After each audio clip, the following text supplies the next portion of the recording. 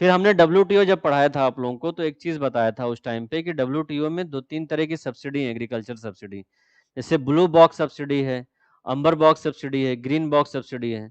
तो जो blue box subsidy है या ग्रीन बॉक्स सब्सिडी है, ये ट्रेड डिस्टॉर्टिंग सब्सिडी नहीं है, मतलब इससे ट्रेड पे कोई इम्पैक्ट नहीं पड़ता है।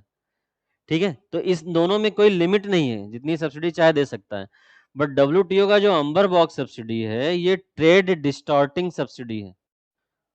और गवर्नमेंट ऑफ इंडिया जो अपने फार्मर्स को MSP देती है, उसको WTO अंबर बॉक्स सब्सिडी में मानता है, और ये मानता है कि इससे ट्रेड जो है डिस्टॉर्ट होता है। तो इस पे लिमिट लगा रखा है WTO ने कि डेवलप्ड कंट्री अपने एग्रीकल्चरल प्रोडक्शन का 5% सब्सिडी दे सकते हैं, और डेवलपिंग कंट्री अपने एग्रीकल्चर प्रोडक्शन का 10% सब्सिडी दे सकते हैं। बट जो ईयर लिया जा रहा है वो 1980s का ईयर है, 1986 का। उस टाइम पे इंडिया का तुम एग्रीकल्चर प्रोडक्शन देखो बहुत ही कम था, और यूएसए का देखो तो बहुत ज्यादा है।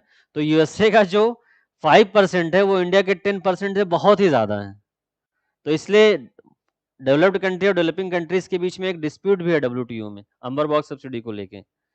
हालांकि अभी उस डिस्प्यूट के लिए WTO ने पीस क्लॉज साइन करवाया है।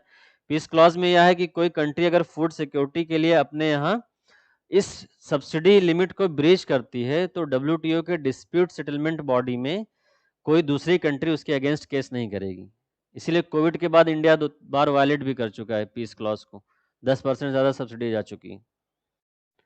तो ये अभी नेक्स्ट जो मिनिस्ट्रियल कॉन्फ्रेंस है, जो WTO का हाईएस्ट डिसीजन मेकिंग बॉडी है, उसको मिनिस्ट्रियल कॉन्फ्रेंस बोलते हैं। तो नेक्स्ट जो मीटिंग है मिनिस्ट्रियल कॉन्फ्रेंस की, वो यूएई में है। वहां फिर ये इशू उठेगा कि आप इतनी सब्सिडी क्यों दे रहे हैं। अभी तो ये एक टेम्पोररी सोल्यूशन है ना। तो ये भी अंबर बॉक्स सब्सिडी जो है WTO में, जिसके अंडर में MSP को रखा गया है, that is also a challenge for the food security in India.